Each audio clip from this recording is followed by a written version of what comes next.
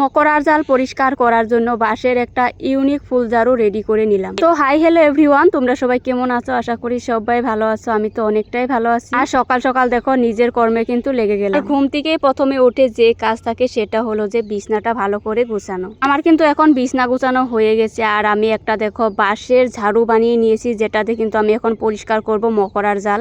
যখনই ঘর ঝাড়ু দেই তখনই কিন্তু মকরার জাল কিছু কিছু পরিষ্কার করি, জানি না তারপরও এত কোথায় থেকে মকরার জাল আসে। আচ্ছা, তোমাদের বাড়িতেও কি এরকম মকরাই জাল দিয়ে থাকে? তোমাদের সাথে কিন্তু আমি আগে অনেক ভিডিও শেয়ার করেছি যে আমাদের ঘরের কাজ চলছে, তাই কিন্তু ঘরের যা যা আছে সবকিছু কিন্তু এক জায়গায় রেখে দিয়েছিলাম। মা, বৌদি আর আমি সেগুলো কিন্তু কাল রাত্রেই কিন্তু জাগার বস্তু জায়গায় গুছগাছ করে রেখে দিয়েছি। আর আজ সকাল ঘুম থেকে উঠেই কিন্তু সেগুলো এখন পরিষ্কার করছি। ঘরটা ঝাড়ু দেওয়া হয়ে গেছে। আর এখন আমি নিয়ে আসলাম বস্তাগুলো ধোয়ার জন্য। আর দেখো বস্তাগুলো নিয়ে এসেছি আমাদের পুকুর পাড়ে। আমাদের পুকুরের জলগুলো এতটাই পরিষ্কার দেখো, তাই কিন্তু আমি মাঝে মধ্যে পুকুরের জল দিয়ে কিন্তু কাজকর্ম করি। আর এই জলগুলো আসে আমরা যে মোটর দিয়ে ধান খেতে জল দেই, সেগুলো জলে কিন্তু এসে পুকুর ভর্তি হয়ে গেছে। আর মন ধরলে কিন্তু এগুলো জলে কিন্তু স্নানও করা যাবে। দেখতেই পারতেছো কতটা পরিষ্কার জলগুলো। আর আজ কিন্তু ক্যামেরাম্যান পেয়েছিলাম, দেখো সকাল সকালে কিন্তু ভিডিও শুট করে রেখেছি ভাসিকে দিয়ে। বস্তা চাদর ভালো করে ধুয়ে দেখো শুকিয়ে দিয়ে দিলাম। আর ভাসি দেখো দৌড়াতে দৌড়াতে চলে যাচ্ছে এখন বাড়ি। আর ঘরের কাজ করার পরে ঘরে এতটাই ধুলোবালো পড়েছিল, দেখো আমি কত কাপড় বের করে নিয়েছি আর সব পরিষ্কার করে ধুয়ে দিব। কাপড়গুলো কলপারে নিয়ে আসলাম। আর এখন আমি নির্মার জলে কিছুক্ষণ ভিজিয়ে রাখবো। তার জন্য দেখো আমি নির্মার জল বানিয়ে নিলাম। আর এখন এক এক করে সবগুলো কাপড় এখানে রাখবো।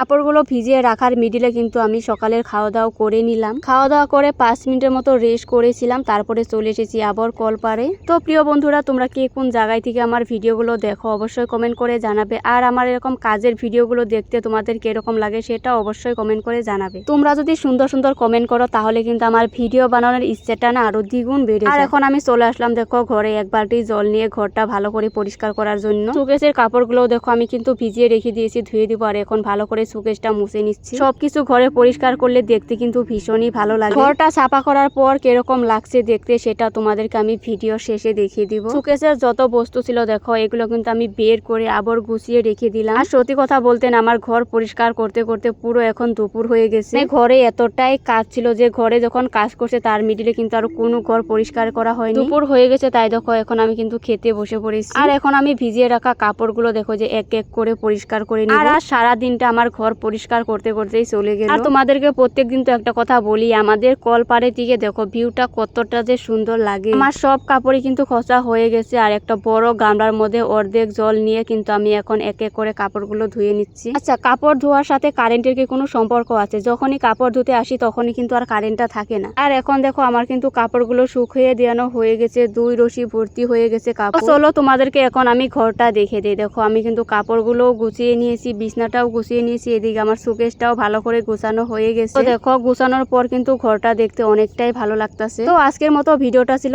এই পর্যন্ত। Tata, bye bye.